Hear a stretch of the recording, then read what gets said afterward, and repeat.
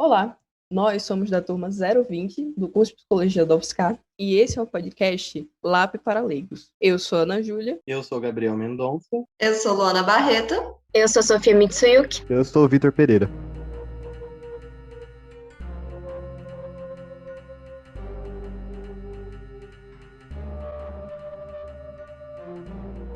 Nesse episódio, eu, Ana Júlia, estou aqui com o Vitor para a gente conversar com o juiz e estudante de psicologia, Paulo Cavalcante, sobre a lei da alienação parental. Ele vai trazer um pouquinho mais os pareceres dele, né? E como uma pessoa da área do direito e que agora está estudando psicologia. E é um papo bem divertido. Espero que vocês gostem. Vamos lá. Meu nome é Paulo Macedo. Eu sou juiz desde 1997 e durante a grande maioria do tempo em que trabalhei e que atuei como juiz, eu acumulei competências, entre elas competências de vara de família e de vara de infância e juventude.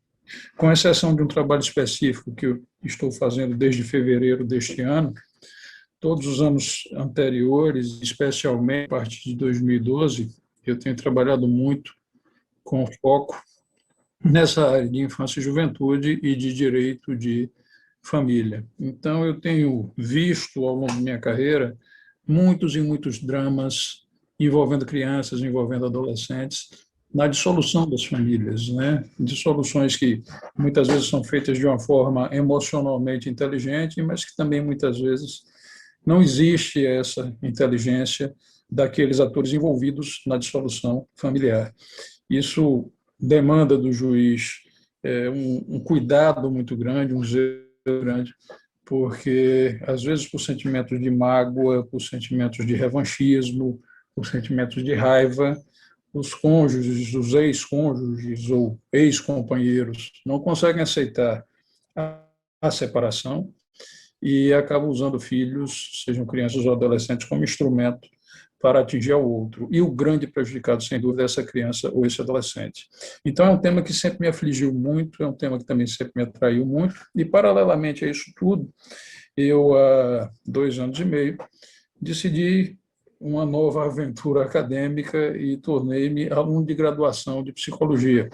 Hoje eu faço o 5º período de psicologia, encantado com esse universo que esse ramo da ciência nos abre, e vejo do lado de cá agora, né, do lado com essas lentes que a psicologia me traz, a forma como ela se entrelaça com o direito. Já via pelo outro lado, o lado jurídico, esse abraço que existe entre essas duas ciências, né? E agora passo a olhar com um olhar mais apurado, por exemplo, aqueles laudos psicológicos, tantos e tantos e tantos que em minha carreira chegaram às minhas mãos de juiz, escritos pelas mãos de algum psicólogo. Então, especialmente nesses temas que dizem respeito à infância e juventude e que dizem respeito também às famílias, aos conflitos familiares, eu estou tendo a oportunidade de tentar beber desse conhecimento psicológico, do qual eu já me valia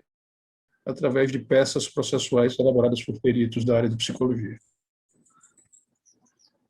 E fico honrado com o convite de vocês, espero poder ser útil nesse nosso bate-papo, em que todos nós podemos estar sempre aprendendo, já que é um tema tão rico e tão desafiador.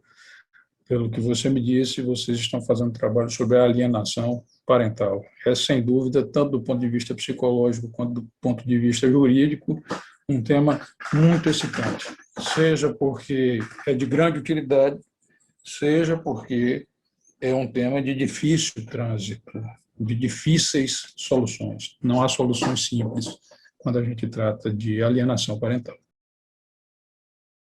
Bom, aproveitando que você trouxe o tema, eu queria saber qual que é a sua visão como juiz e estudante de psicologia em relação à lei da alienação parental. Como juiz, Ana, eu nunca pude prescindir da visão psicológica. O juiz, seja de que ramo for, ele é obrigado a decidir as questões que estejam dentro da sua competência legal e que sejam postas para a sua análise. E é muito comum que, para decidir determinadas questões, o juiz precise de um conhecimento científico que ele não detém, um conhecimento científico que não faz parte da sua formação acadêmica, sua formação jurídica. Então, em qualquer tipo de processo, às vezes o juiz precisa de um conhecimento na área da contabilidade, na área da engenharia, na área da psicologia, na área do serviço social, na área da medicina, e por isso a lei prevê a figura do perito. O perito é justamente um profissional com esta formação específica, que é de confiança do juízo, e é a quem o juiz pode apresentar as suas dúvidas sobre o caso que tem em suas mãos para julgar. Quando a gente trata de criança e adolescente, é regra, eventualmente a gente pode dispensar em casos mais simples, mas é regra a necessidade de uma opinião técnica, uma opinião científica abalizada de um psicólogo. Então, mesmo antes de enveredar pelo caminho da psicologia, eu sempre olhei com muito cuidado, com muito zelo e com muito interesse o que os psicólogos que trabalharam nas varas e nas comarcas onde eu atuei, o que eles diziam acerca dos processos que eram postos sob a minha competência para julgamento. É um conhecimento do qual eu nunca abri mão, e é um conhecimento que tem uma influência enorme no convencimento do juiz. O juiz não é obrigado a seguir o mesmo entendimento de nenhum perito, de nenhuma área do conhecimento. O juiz apenas se vale daquele conhecimento para tirar suas dúvidas, ter seus esclarecimentos, ter perguntas respondidas, e o juiz é livre no seu convencimento para decidir desta ou daquela forma. Mas eu posso dizer, de cadeira, e com a visão prática que tenho do tema, a opinião bem firmada e bem abalizada de um psicólogo, através de uma peça processual específica e feita com seriedade, é de um impacto enorme na formação do convencimento do juiz. É de um poder de convencimento sobre o juiz muito grande. Por isso mesmo é indispensável essa relação de confiança entre o juiz e o psicólogo. Ele precisa saber, o juiz precisa ter certeza que o psicólogo está sendo imbuído ali de intenções nobres, que o psicólogo está ali não para ajudar ou prejudicar qualquer pessoa, mas sim para trazer o conhecimento e a sua percepção científica acerca do caso que está sendo posto para a análise do psicólogo. Estabelecida essa relação de confiança, o poder, o impacto, o peso que tem a opinião do psicólogo sobre a formação do convencimento do juiz é muito grande. É muito grande. Então, assim, é uma área em que esse entrelaçamento entre direito e psicologia é muito estreito e é muito significativo. E eu, podendo agora olhar o curso de psicologia por dentro, e ainda nos primeiros passos, com um aluno de quinto período, já vejo como é de uma responsabilidade enorme para mim, para meus colegas, vocês que também me entrevistam nesse instante e que trilham esse mesmo caminho, como é importante uma formação sólida, como é importante uma dedicação, um aprofundamento da psicologia, especialmente naquela área ou naquelas áreas em que se pretende efetivamente atuar. É de uma importância muito grande e a alienação parental precisa, sim, de um olhar acurado, de um olhar atento, um olhar muito cuidadoso, seja por parte dos profissionais do direito, juiz, promotor, advogados, defensores, seja do profissional da psicologia. Esse atuando dentro de um processo judicial como perito ou assistente, ou mesmo fora dele, e nesse trabalho de acompanhamento de uma criança ou adolescente, ou mesmo de um dos ex-cônjuges ou ex-companheiros que são atingidos pela síndrome da alienação parental. Perfeito, Paulo. Em relação a isso também, né, toda essa questão que você colocou de tipo precisar de um conhecimento, ser um assunto delicado, né, a gente viu que em discussões anteriores, né, que a alienação parental é um assunto que é um pouco controverso, pelo menos entre os psicólogos, né. Você diria que existe algum consenso assim no direito a respeito da aplicação dessa prática, dessa lei?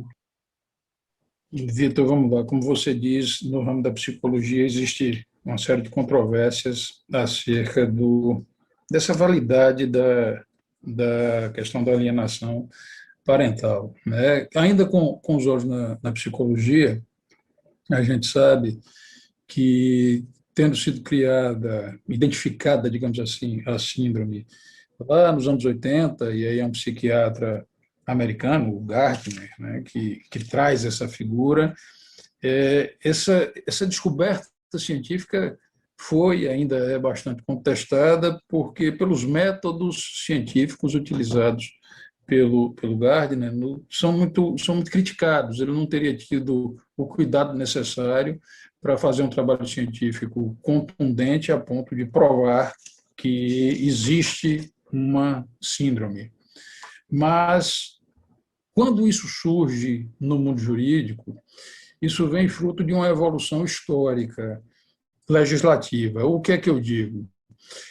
A gente tinha um Código Civil de 1916, e ali a visão, de um modo geral, se via filhos mais como objeto do que como sujeitos, né? Então, quando se falava de guarda dos filhos, criança ou adolescente, acabava por se vincular isso a uma questão de quem tinha mais poder. E a gente está falando de uma lei de 1916, que, na sua essência, era uma lei absolutamente machista, baseada num sistema patriarcal, e que ela veio sofrendo alterações, ela veio sofrendo construções.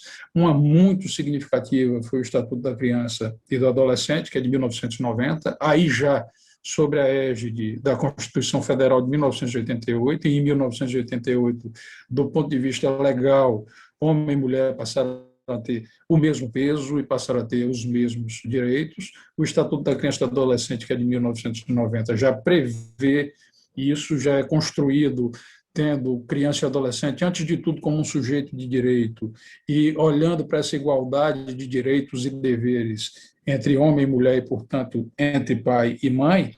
E a evolução legislativa continuou. Tratando de matéria de guarda de criança e de adolescente, a gente teve leis significativas. A gente teve Lei 11.698, que é de 2008, a gente teve a Lei 13.058, que é de 2014, a gente teve a Lei 13.257, que é de 2016. E tivemos também, nessa mesma esteira, a Lei da Alienação Parental, que é de 2010. Quando você me pergunta se há consenso, Vitor, quanto ao uso dessa lei, todo tema complexo em direito, a gente tem muita dificuldade de chegar a um consenso. Por ser uma ciência humana e complexa, e tratar do ser humano e das relações conflituosas entre os seres humanos, haverá sempre um grande espaço para discussão acerca do que é bom e do que é ruim. O que é que eu posso te dizer? Enquanto instrumento legislativo, enquanto lei, foi combatida, sim, a lei da alienação parental, especialmente movimentos ligados a mulheres inclusive oprimidas, mulheres que tiveram a obrigação de criação dos filhos sozinhas. Houve muita resistência, porque a lei da alienação parental, ela não prevê nenhuma diferença entre homem e mulher. Portanto, quando ela fala que um cônjuge pode ser o alienador e o outro pode ser o alienado, isso se aplica num sentido e no outro. A alienação parental, pela lei, está prevista como algo que pode ser praticado pela mulher contra o homem, pela mãe contra o pai de uma determinada criança, bem como pelo pai contra a mãe de uma criança. Não há qualquer diferença. Mas a estatística nos mostra, o IBGE nos mostra que, historicamente, é em torno de 90%, uma oscilação que gira em torno de 90% dos casos de guarda de criança e adolescente que não são criadas, que não residem com pai e mãe em conjunto, que residem apenas com um deles, em 90% dos casos reside com a mãe. Então, quando a gente tem um instrumento que socorre a quem não tem a guarda do filho, num país onde em 90% dos casos quem não tem a guarda de fato dos filhos, no caso de separação, é o pai, tem-se a impressão de que é uma lei que está a proteger o homem em detrimento da mulher, porque em 90% dos casos ela é uma lei que se propõe a combater quem tem a guarda. e, estatisticamente, esse quem tem a guarda é a mulher.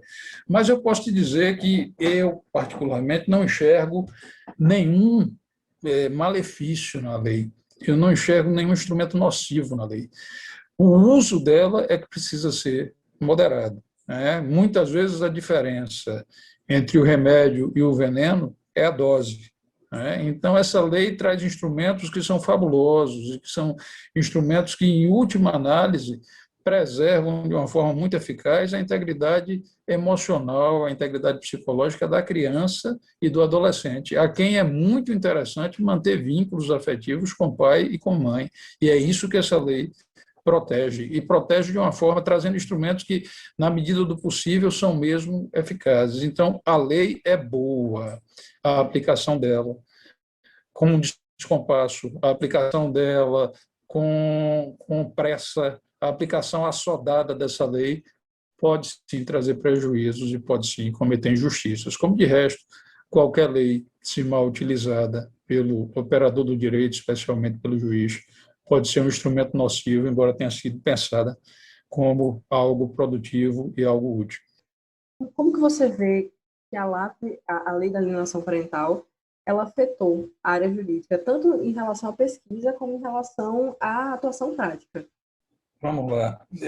Na área de pesquisa, ainda hoje é um campo muito fértil para isso, né? E essas pesquisas, por vezes, entrelaçam a área jurídica com a área da psicologia. Por exemplo, há um instrumento que foi previsto expressamente na lei, que é a visita assistida. Situações em que, por exemplo, a criança já mostra uma rejeição em relação ao pai e está identificado pelo juiz que o caso é de alienação parental. É urgente que se faça essa reaproximação entre o pai e a criança. Mas a criança mostra o medo, a criança mostra a rejeição, porque já foi vítima desse trabalho digamos assim, lavagem cerebral, na linguagem popular, feito pela família da mãe, nesse exemplo que estamos dando. Aí a lei prevê a possibilidade da visita assistida. E essa visita assistida, embora o magistrado, o juiz, tenha a possibilidade de dizer quem vai assistir a visita, nada impede, por exemplo, que seja uma terceira pessoa da família, materna ou paterna, que seja de confiança do pai e da mãe, mas essa visita assistida pode também ser feita, e é muito salutar que o seja, por um psicólogo. Que essa assistência à visita seja feita por um psicólogo. Porque ali não só será uma segurança de que as coisas estão correndo bem, como será um trabalho profissional posto à disposição daquela criança para intermediar e superar essas dificuldades dessa reaproximação com o pai. Há muito pouca coisa ainda escrita acerca, por exemplo, da visita assistida, como de tantos outros aspectos da alienação parental. Até porque é um instrumento que não tem tanto tempo no ordenamento jurídico, é um instrumento que ainda demanda ajustes, e a menção que eu fiz a diversas leis que vêm sendo publicadas nos mostra isso. Quando a gente fala de alienação parental, a gente não pode perder de vista o Instituto da Guarda, a guarda unilateral, a guarda compartilhada, e isso é uma construção que, desde o Código Civil Novo, de 2002, que substituiu aquele lá de 1916, desde 2002 o Código Civil trata de uma forma diferente e vem sofrendo reavaliações e reformulações quanto à norma. Então, justamente por ser essa norma em movimento, isso ainda demanda pesquisa, isso ainda cabe muita controvérsia, isso ainda desafia muito pensamento jurídico acerca disso. Portanto, não está encerrada a questão no campo da pesquisa jurídica, é terreno fértil para quem queira se aprofundar por aí. E dentro da área prática, o que eu posso dizer, se há ou não consenso e como a lei da alienação parental afetou a área prática, penso eu que afetou de forma positiva. Passou-se a ter um instrumento mais nítido, mais claro, um instrumento legislativo, uma lei, à disposição dos profissionais do direito. Quando você não tem uma lei que prevê especificamente um remédio, uma solução para determinado problema, isso pode ser construído se invocando princípios, né, princípios que por vezes residem na lei e por outras vezes residem numa lei maior que é a Constituição Federal, que tem como um de seus princípios a proteção integral aos direitos da criança e do adolescente. Quando, entretanto, você tem um artigo de lei prevendo expressamente o que pode ser feito, isso, sem dúvida, facilita a aplicação e a concretização desses direitos. E eu acho que a lei de alienação parental teve esse papel. A lei da alienação parental trouxe instrumentos mais claros, mais objetivos e mais incisivos, postos à disposição do juiz. E, nesse aspecto, penso eu que foi um impacto positivo para o mundo jurídico, ainda longe de um consenso absoluto, porque, como já tivemos a oportunidade de dizer, é um instrumento que, se usado sem um equilíbrio, sem o devido cuidado, pode sim trazer algum prejuízo para a própria criança ou adolescente envolvida no litígio. Bom, Paulo, muito obrigada. Essas eram as perguntas que a gente tinha planejado. Existe mais alguma coisa que você queira falar em relação a isso, que você queira complementar, que você acha que as nossas perguntas não englobaram? Não só dizer do quanto é desafiador e apaixonante o trabalho na área familiar, né? Creio eu que essa nossa conversa aqui, esse nosso bate-papo circulará por estudantes de psicologia e eu sugiro, né, que tenham muita atenção com as matérias, com os assuntos, com as leituras que envolvam direta ou indiretamente as questões de família, que, aliás, são tão presentes na vida do psicólogo. Porque o potencial para o bem e para o mal do relacionamento de pais na vida de uma criança é de uma dimensão enorme. E se esse pai e essa mãe não têm um entendimento pacífico entre si acerca de como criar este filho, criança ou adolescente, isso é um campo que demanda muito a atuação do psicólogo, sem prejuízo também, que demanda muito da atuação dos equipamentos do mundo jurídico. Então, assim, o que eu poderia dizer a meus colegas, que assim como eu, estão caminhando aí pelos terrenos da psicologia, construindo uma formação acadêmica para alcançar esse diploma de psicólogo, que tenham muita atenção, dediquem tempo, dediquem energia, se empenhem no estudo da psicologia, olhando para esse campo da família, para esse campo da criança, do adolescente, que é uma área que tanto demanda mão de obra do ponto de vista estatístico, como é uma área que pode fazer uma diferença enorme na vida das pessoas se for auxiliada, se for ajudado por algum psicólogo. No mais, só agradecer a oportunidade de aqui estar, foi uma honra muito grande poder conversar com colegas de um outro estado, de uma outra instituição de ensino, sobre um assunto que, por força das circunstâncias, eu tenho um conhecimento de outra área da ciência, que, se puder ter sido útil para alguém, eu estarei muito agradecido. Bom, Vitor, você gostaria de dizer alguma coisa? Só agradecer a participação mesmo. Muito obrigado por ajudar no trabalho e gostei muito dos pontos que foram colocados.